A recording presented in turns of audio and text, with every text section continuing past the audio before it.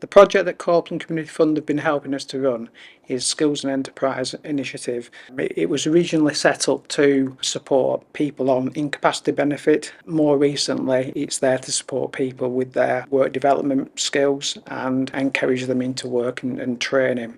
Over the years, we've supported people with job creation schemes, apprenticeship schemes. We also develop people who may be further away from the labour market, so we've got a number of work readiness schemes. More recently, the partnerships evolved and brought in some business and enterprise support. In terms of sectors, that could involve organisations that support care for animals, it could be construction companies, it could be organisations from arts, culture and heritage. So we're able to support people into paid work through our wage subsidy scheme. We've also got an employability fund scheme as part of the current programme. So if customers have got a financial barrier in front of them, we're able to help them move on that journey, and that's also with support from other partners. We're really grateful to have Copeland Community Fund supporting these kind of programmes. It's great as well that they've got flexibility, and also they allow us to develop our programmes, run pilot initiatives. If we see a need, we're able to speak to them. The staff are really open about that. They allow us to kind of meet the needs of the unemployed people of a local area. Some of the customers on our programme are a little bit further away from the labour market, maybe lacking confidence, maybe lacking self-esteem, and also may have health and wellbeing issues. So we're able to help those people by running bespoke interventions that will just to help them put them in a better place. The Employability Fund has been absolutely superb for us this year. We've taken advantage of this a few times to help some of our beneficiaries who are about to find work. And a couple of examples of that is we had somebody who was wanting to apply for work, but they had no access to a laptop. And through that fund, we were able to get the funds to enable them to have access to a laptop, make their job applications, do some online courses to enhance their CV. So the laptop was a fantastic aid for them and helped them secure work. Another example is a young man who wanted to set up his own business in photography, and we invested in buying him a camera for him to use that to develop his skills. He was wanting to get into his own business, and he had a great flair for it. But he was doing all this on his phone, so now he's got the ability to do it in so much more depth. And another example was somebody who was starting work, and she'd been unemployed for a long time, so it was difficult for her to have the appropriate clothing for work. So we applied for the funds and got funds to buy her a warm coat to enable her to travel to work and arrive comfortably, and to wear appropriate clothing that she hadn't been wearing when she was unemployed. And it just made her feel much more comfortable and much more professional on her first day. It was a massive boost to her confidence. So basically, we've been involved in a partnership with the Department of Work and Skills Pension, Copeland, to look at programmes supporting people to raise awareness for employment opportunities and volunteering opportunities around arts, culture and heritage. So we've developed two programmes in partnership with each other. So one was a Arts, Culture and Heritage Awareness Day, which was last September. So it was a kind of a fair, a cultural fair, where we invited people and communities in to meet and chat to cultural organisations and heritage organisations across West Cumbria to look at how they can find out about opportunities in employment and volunteering.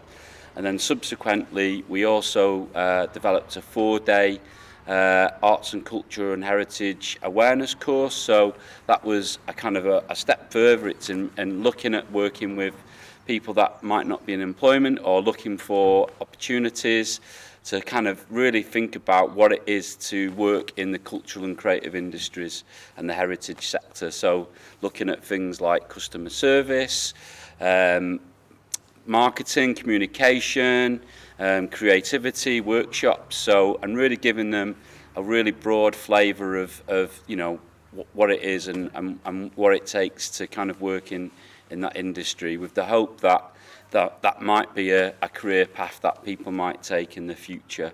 There's a couple of people that we've worked with over the course of years who have now gone on to be part of our Kind project here at Rosehill. So one of the ladies who you know, came to the course not last year, the year before, who you know, didn't really know about cultural and creative industries, and is now a regular part of our programme and volunteers on a regular basis.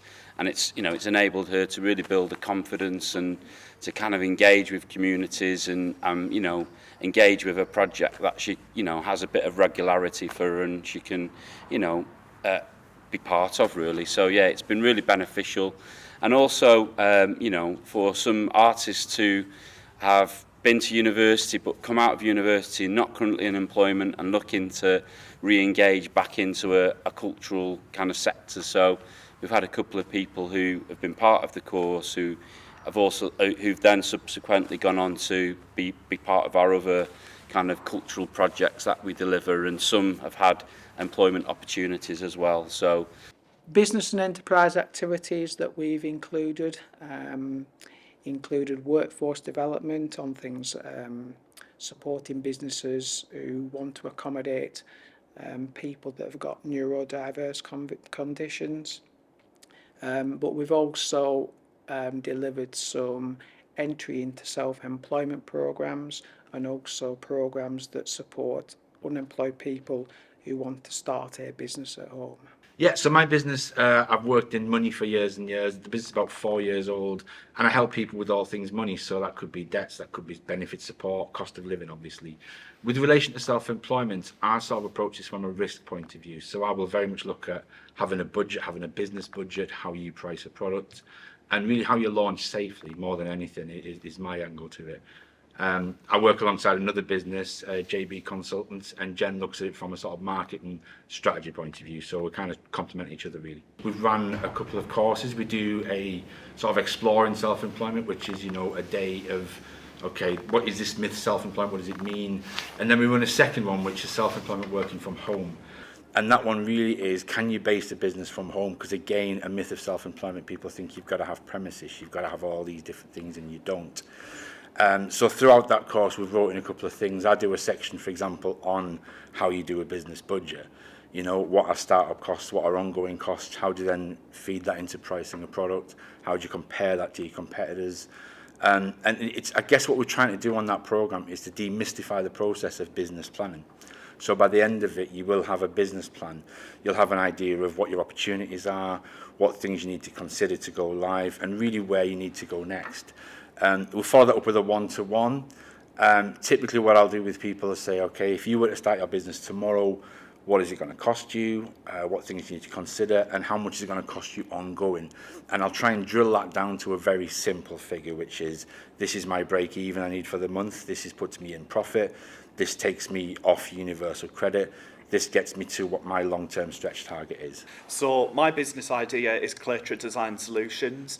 Essentially, it's to visualise and realise people's dreams. My philosophy with design is that every client should have a souvenir at the end of each project. They get a complimentary model that represents their project. I think in this current climate where cost is a very conscious factor for many people, I think it's important to give someone a tangible object that reminds them of the value of these drawings. I always look at section drawings and I understand a building from that. People would struggle to understand where the section is, but when they look at this model, for example, they would be able to see how each space would work, how it could be changed, and also they would then see opportunities that can happen within here rather than on a drawing. So I've just currently been doing things in the background almost as a hobby. So I've been unemployed for about a year now.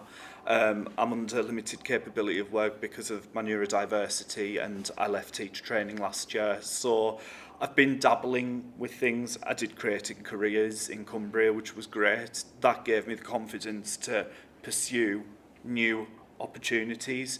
And It was through Inspira that they referred me then to David Porthouse and Jen Braithwaite, and it was only there that I've realised it doesn't have to be full-on business in the traditional sense. I can be as flexible as I need to be.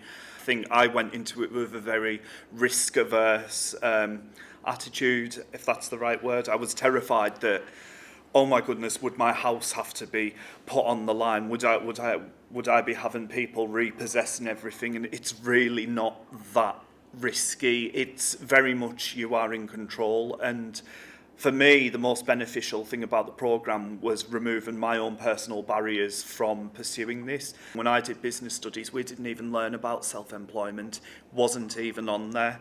So the fact that I've only just started becoming familiar with this now at 27, it's quite eye-opening really, but it's really helped me because it's given me a new sense of outlook on new opportunities.